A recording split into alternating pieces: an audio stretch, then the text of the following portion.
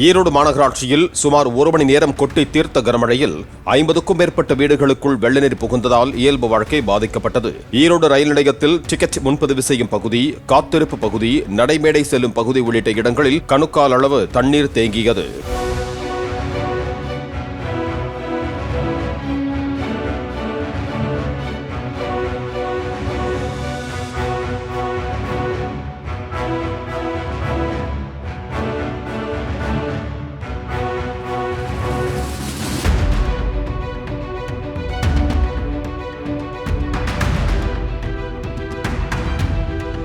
Play store மற்றும் app ஸ்டோரில் இருந்து பாலிமர் செயலியை QR கோடு மூலம் பதிவிறக்கம் செய்யுங்கள். செய்திகளை உடனுக்குடன் பெறுங்கள்.